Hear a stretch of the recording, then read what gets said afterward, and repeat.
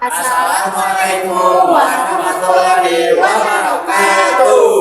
Pada kesempatan kali ini, kami akan menyampaikan kisah salah satu tokoh besar dalam Islam yang menginspirasi, yaitu Syekh Yusuf Al-Makassari. Beliau adalah ulama, pejuang, sekaligus tokoh penting dalam sejarah negara, yang jejak perjuangannya tercatat hingga ke mancanegara. Melalui video ini, kami akan menjelaskan perjalanan hidup beliau dari biografi, dakwah, karya-karya hingga teladan yang bisa kita teladani. Semoga penjelasan yang kami sampaikan bisa menambah wawasan dan membuat kita lebih mengenal Syekh Yusuf sebagai Al-Makassari sebagai tokoh figuratif. Mari kita simak videonya.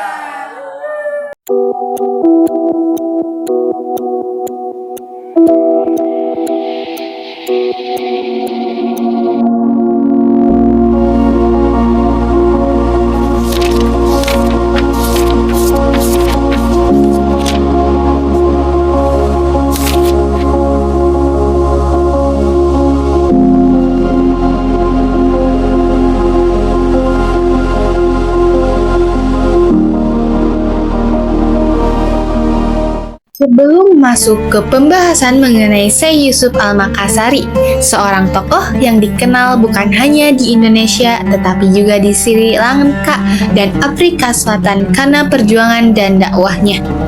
Untuk mengenal sosok beliau dengan lebih dekat, pertama kita perlu mengetahui nama lengkap beliau.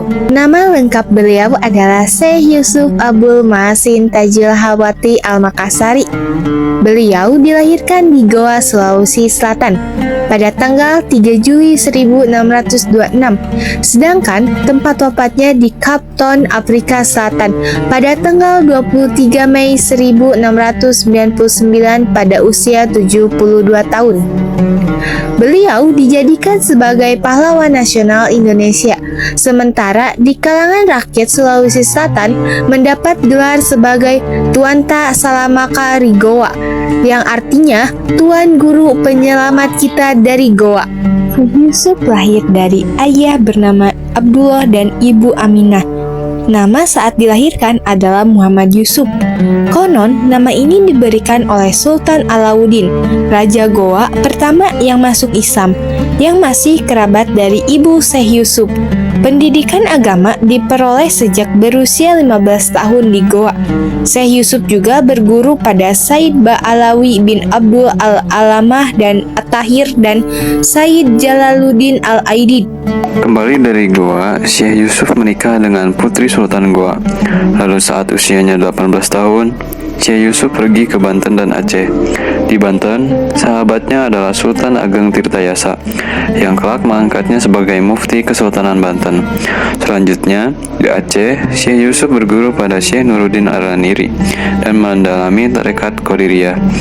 Tahun 1644 Masehi, Syekh Yusuf menunaikan ibadah haji dan tinggal di Mekah untuk beberapa lama.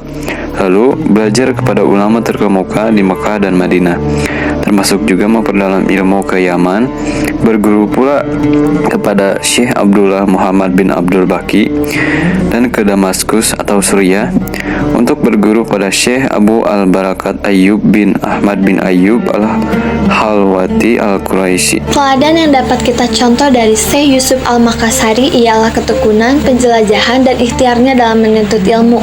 Beliau mempelajari Islam sekitar 20 tahun di Timur Tengah. Pencapaian itu sangat luar biasa pada masa itu. Apalagi jika kita kaji dari sisi waktu, beliau melakukan itu sekitar abad ke-17. Saat Kesultanan Goa kalah perang dari Belanda, Syekh Yusuf pindah ke Banten. Pada periode ini, Kesultanan Banten menjadi pusat pendidikan agama Islam, dan Syekh Yusuf memiliki murid dari berbagai daerah, termasuk 400 orang asal Makassar yang dipimpin oleh Ali Karaeng Bisai. Pada September 1684 Masehi, Syekh Yusuf ditangkap dan diasingkan ke Sri Lanka. Di negeri itu, Syekh Yusuf tetap berdakwah. Beliau memiliki ratusan murid yang berasal dari India Selatan. Salah satu ulama besar India yang merupakan santrinya adalah Syekh Ibrahim bin Mi'an. Melalui jamaah haji yang singkat di Sri Lanka, Syekh Yusuf masih dapat berkomunikasi dengan para pengikutnya di Nusantara. Akhirnya oleh Belanda diasingkan yang lebih jauh lagi, yakni Afrika Selatan yang terjadi pada bulan Juli 1693. Lagi-lagi Syekh Yusuf masih tetap berdakwah di Afrika Selatan. Pengikutnya banyak sekali saat beliau wafat tanggal 23 Mei 1999 Masehi. Pengikutnya menjadikan hari wafatnya sebagai hari peringatan. Bahkan Nelson Mandela, mantan Presiden Afrika Selatan, menyebutnya sebagai salah satu seorang putra Afrika terbaik. Jenazah Syekh Yusuf Ta'zul Khalwati dibawa ke gua atas permintaan Sultan Abdul Jalil pada 1677 sampai 1709 Masehi dan dimakamkan kembali di Lakyung pada April 1705 Masehi. Kemudian Syekh Yusuf dianugerahi gelar pahlawan nasional oleh Presiden Soeharto. Selanjutnya pada tahun 2009 Syekh Yusuf dianugerahi penghargaan Oliver Tambo, yaitu penghargaan sebagai pahlawan nasional Afrika Selatan oleh Presiden Afrika Selatan Thabo Mbeki kepada ahli warisnya yang disaksikan oleh Wapres Republik Indonesia pada waktu Muhammad Yusuf Kala di Pretoria, Afrika Selatan. Karya tulis Syekh Yusuf juga dikenal sebagai mursid atau pembimbing tarekat Khalwatiyah. Beliau juga mengajarkan tarekat lainnya, antara lain Qadiriyah, Nasabaniyah, Balawiyah, dan Satariyah. Itu semua sesuai ijazah yang pernah diterimanya. Ajaran pokoknya adalah usaha manusia untuk mendekatkan diri kepada Allah yang mengacu pada peningkatan kualitas akhlak yang mulia serta menekankan amal soleh dan zikir, baik secara perorangan atau kelompok. Penjelasan lebih rinci dapat ditemukan kepada risalahnya yang berjudul An-Nafatu As-Salaniyah. Khusus berkaitan dengan tata cara melakukan zikir, salah satu amalan yang terpenting dalam tarekat diuraikan dalam risalahnya berjudul Kaifiyat al-Zikir atau cara-cara berzikir. Menurutnya ada 20 macam adab berzikir. 5 diantaranya mengenai hal-hal yang hendaknya dilakukan sebelum berzikir. 5 macam itu adalah sebagai berikut. Yang pertama adalah bertaubat dari segala dosa. Yang kedua adalah berwudu jika hadas, baik besar ataupun kecil. Ketiga, mandi jika junub. Keempat, berdiam diri tidak bicara kecuali mengucapkan kalimat zikir. Serta kelima, memohon atau berdoa hanya kepada Allah Subhanahu wa Ta'ala. Ada 20 judul buku yang ditulis oleh Syekh Yusuf Al-Makassari. Hampir semuanya berbahasa Arab. Di antaranya, yang pertama, Jubdat Al-Asar fi Tahqib Bad Masyarib Al-Ahyar.